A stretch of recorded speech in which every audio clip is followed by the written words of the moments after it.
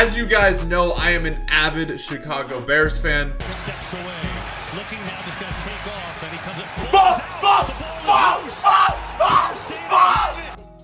Oh my God! Yes!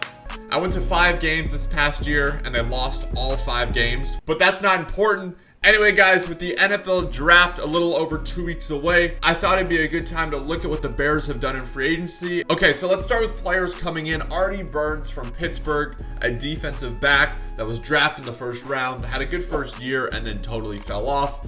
Now kind of on a prove-it deal with Chicago. I'm assuming he'll have a chance to fight for that second cornerback spot with Tolliver. Of course, the Bears made news early with Jimmy Graham. I think we overpaid on Graham. I would have totally taken Eric Ebron for cheaper, but hopefully Jimmy can, bring back some of that New Orleans magic. Also, the fact that he played for the Packers, I feel like plays in our advantage because hopefully he can ball out when we play them twice a year. But I'm assuming he's going to start over Trey Burton and Adam Sheen, who both can't stay healthy to save their life. But for $8 million a year, I think we overpaid.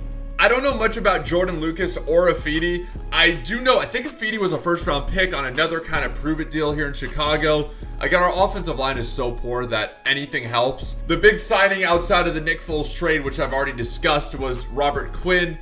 We paid a lot for Robert Quinn, but the production he had last year in Dallas is a huge encouragement, especially considering the fact that he's going to line up next to Akeem Hicks and Khalil Mack.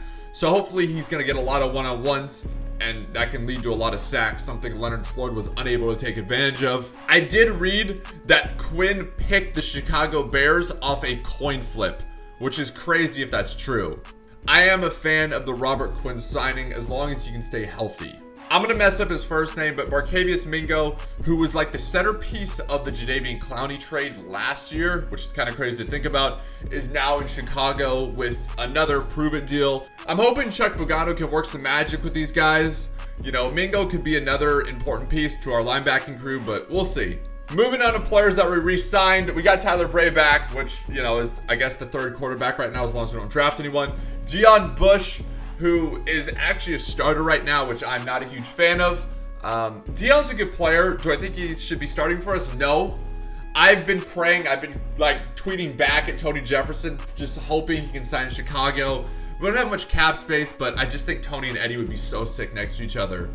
DeAndre Houston Carson was brought back on a 1-year deal. Hopefully he just sees special teams time. I like bringing back Roy Robertson Harris. I actually got to meet Roy a couple years ago. Super nice guy. And then he was awesome for us last year. As well as Brent Urban was brought back, who I believe we actually signed off waivers midway through last year. Urban was good. So I don't have an issue with that. And then, of course, the big news was that Danny Trevathan was re-signed for 3 years. A lot of people thought that we were going to go with Nick over Danny just because Nick was younger. But we actually stuck with Danny. And I know a lot of people have issues with that. I love Nick Kwiatkowski. I think Nick Kwiatkowski was, one of the best players on our defense last year, without a doubt. But I also have a soft spot for Danny, and I cannot wait to see him out in the field again this year.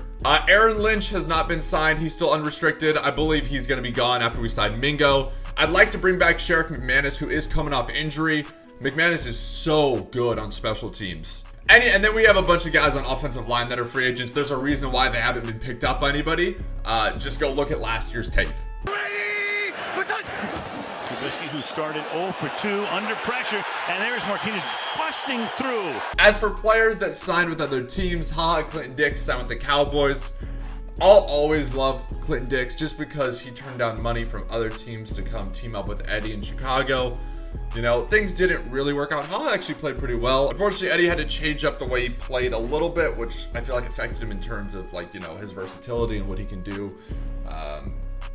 in creating turnovers for us on defense. So I understand why we got rid of Clinton Dix. Chase Daniel also signed with the Lions.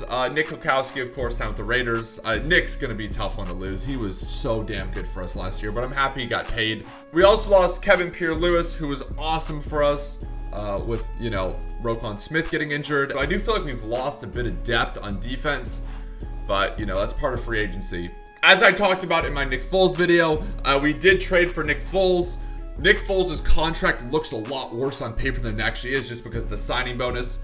I think competition for Mitch is good. Who I think is going to be our starting quarterback, I'll discuss in a different video, but I do think it's going to be interesting. Of course, Nick Foles has played with Nagy before, So I think that's a major reason why, you know, Nagy wanted to bring him in, somebody that knows the offense and somebody that he can trust. Still praying that we can somehow land Tony Jefferson. Tony Jefferson, if you're watching this video, please sign with the Chicago Bears. Other than that, guys, thank you so much for watching.